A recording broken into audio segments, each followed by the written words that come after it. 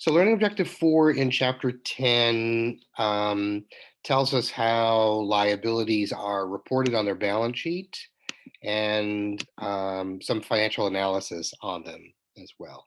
So again, as you know from way back in the day, liabilities are classified as either current or long term.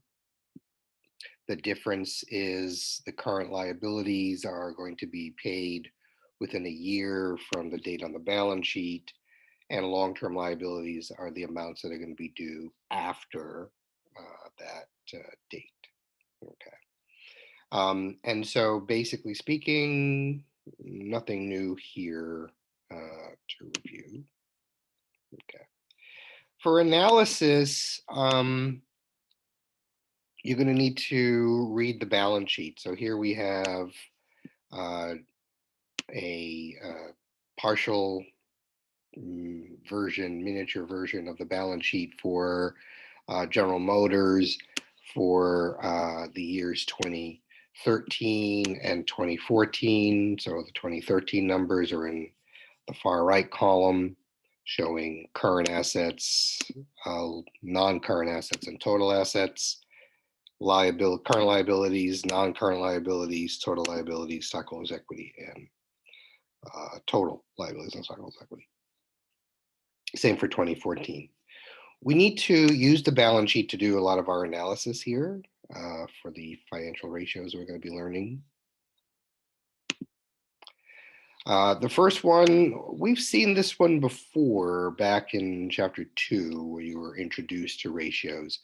The current ratio. The current ratio is simply the current assets compared with the current liabilities, right? That's the current ratio. So for General Motors in 2014, they had 83,670,000,000 current assets, 65,701,000,000 current liabilities.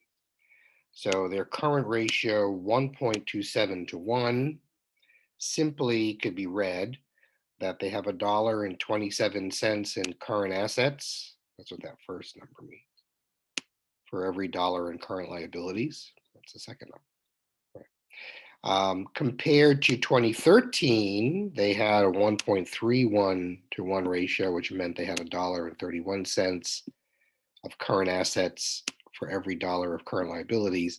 So they've clearly gone down a little bit, but it's not all that concerning. For the industry as a whole, is 1-to-1, meaning that they have $1 of current assets for every dollar of current liabilities. So the industry in general is not all that liquid, but still, of course, needs to manage that to pay their bills. Again, the liquidity ratio, like a current ratio, measures or gives us an idea of how able the company is to meet its short-term debts and obligations. Mm-hmm. Solvency, as you remember, is long-term debt related. And the first, and you've seen this ratio before, I'm sorry that it's so small, but this is your debt to asset ratio. We also saw this way back in chapter 2, where we looked at the total assets of the company and compared it with the total, we looked at total liabilities of the company compared to the total assets of the company, right? And it told us basically the percentage of our assets that were bought with liabilities. Right? So that's the first ratio, and you see that ratio in this line here for General Motors. Their debt to asset ratio in 2014 is 80%, which means 80% of their total assets have been financed with liabilities, have been bought with debt. Okay. Compared to 2013, that ratio is increased, so that's a little concerning. And compared to the industry, in other words, all manufacturers of automobiles and trucks and so forth, It's well above the industry average. The other ratio that's given to you, I'm not sure if we spent much time on this in chapter 2, but it's called the times interest earned ratio.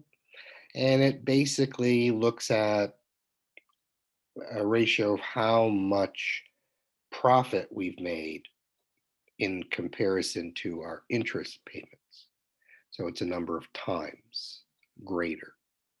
Our profit is a number of times greater than our interest payments that are due. So the ratio simply is the net income, which is why they give you this number here, plus the interest expense, which is why they give you this number here, plus the income tax expense, which is why they give you this number here. All that divided over the interest expense. Okay. And so for General Motors in 2014, their times interest earns was 11 and a half times. So basically, they're making their net income, basically, their profits are 11 and a half times greater than what they're required to pay in interest payments. So the higher that level is, the better. The higher the level is. As you see, the industry is working at only 3.2 times. So their profits are only 3 times larger than their interest payments. So I'd rather have my profits 11 times higher than my interest payments than 3 times. And so for times interest earn, it looks like even though General Motors has got a lot of debt compared to the industry, their profits are enough to make those debt payments look relatively small, whereas the industry, it's bigger. So these would be solvency ratios, and we look at long-term debt for that. Another thing to keep in mind for liabilities is there's a lot of what we call contingencies that a lot of companies need to share. The most common contingency that you're going to know about, because you've heard about it, is a warranty on a product. So, in other words, you buy a new car, and the manufacturer says, "Look, we have a 5-year, 50,000-mile warranty on the car." Okay, so that's a product warranty. Now, what does that mean? Well, it's contingent because it could be a liability. If obviously there's nothing wrong with the product and the driver drives 50,000 miles or 5 years with it, nothing happens. They don't know the customer anything. However, there's going to be occasions where they're going to sell a car and there's going to be some defective parts, in which case they owe the product warranty means it's a liability. They owe the customer a free repair, right? They might have to repair the car, replace the part, etc.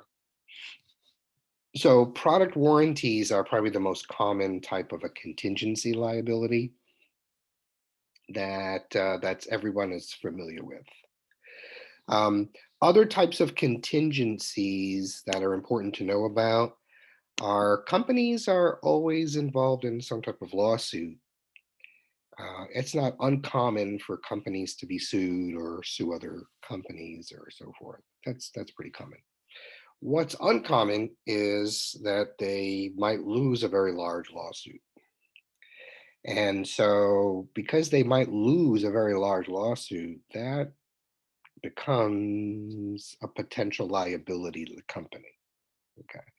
And so that's considered a contingency because it could create a liability to the company. The company might need to pay out, right? They may need to owe to the victims a large amount of money. So that becomes a potential liability to the company. For some companies who break the environmental laws, and there's a lot of them, unfortunately, that pollute or do other types of things wrong, they may have obligations to the state to pay their share of cleanup. Um, of the land, of the water, of the air, or whatnot. So that is also a potential liability that could happen to almost any company. So again, how do we handle it? Well, technically, it's a possible liability. All these are possible liabilities because it's uncertain. So we have to disclose, this is part of our disclosure requirements. We have to disclose all of our possible liabilities, these contingencies, in the notes to financial statements, and explain it to our owners that, yeah, we have this going on, we have that going on, we could be on the hook for this. It's a potential liability.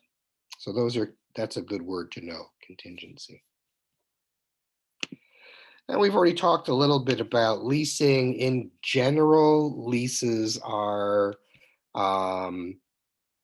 operating leases, and so they are both, particularly for long term, they're both assets and liabilities. An operating lease is generally just expensed. When you lease a building or you lease other types of things like trucks, planes, other large assets, technically those are capital leases, so they're basically both an asset and a liability. Normally speaking, leasing is something that's discussed in the notes as well, and often not included on the balance sheet. Okay. One possible problem with that is that because certain companies like to lease a lot of stuff, um, they might really be lowering the type of liability they really have by leasing that. So this is off balance sheet lease financing is can be a problem for some companies as a way to sort of hide important information from stockholders. But again, if they're doing it well, all the leasing information needs to be disclosed in the notes. And here's our analysis. Woohoo! Here we have a trout company, and they have the following information, balance sheet information for you here in terms of their assets, liabilities, stockholders' equity listed here. They've also given you their net income for that year, their income tax expense, and their interest expense for that year. So there's a few things we have to calculate here. One is the current ratio. As you know, it compares the current assets of the company to the current liabilities of the company. And then you might remember back in chapter 2, working capital. That was another liquidity ratio, which simply is the difference between current assets and current liabilities. You're simply subtracting the two. So not much to worry about here. The current ratio would be 1.31 to 1, which means that when you look at the current assets compared to current liabilities for this company, they have $1.31 of current assets for every dollar in current liabilities. In terms of the working capital, you're simply subtracting the two. So the working capital is $2,500. Part B here looks at another scenario where they've used $2,000 in cash, which is a current asset, to pay off $2,000 of accounts payable, which is a current liability. So what would happen in that sense? Well, that means they would have $8,500 of assets and $6,000 of current liabilities. So the current ratio would actually increase 1.42 to 1 if they indeed used cash to pay off accounts payable. They would have less current assets and less current liability, so the ratio would change. However, the working capital would be the same. No difference in the working capital. So the third thing we're asked to do is do that debt to asset ratio. So for that, again, we need the total liabilities over the total assets. And then they want us to do the times interest earned as well. So debt to asset ratio, we have total assets, total liabilities of $24,000. That's your current and long-term liabilities added together, divided by the total assets of 34.7. So that meant their debt to asset ratio was 69%, which means that 69% of their total assets are financed with debt or by debt. Okay. The times interest earned, you might remember, net income plus the income tax expense plus the interest expense divided by the interest expense. And so in that sense, that's going to be 19.67 times, so almost 20 times. So in other words, this company has lots of net income, 20 times more net income than its interest expense. So they're in really good shape in terms of their ability to pay their interest on their debt. And we shouldn't really be worried about that. So that is the review of chapter 10, learning objective 4. Questions on that?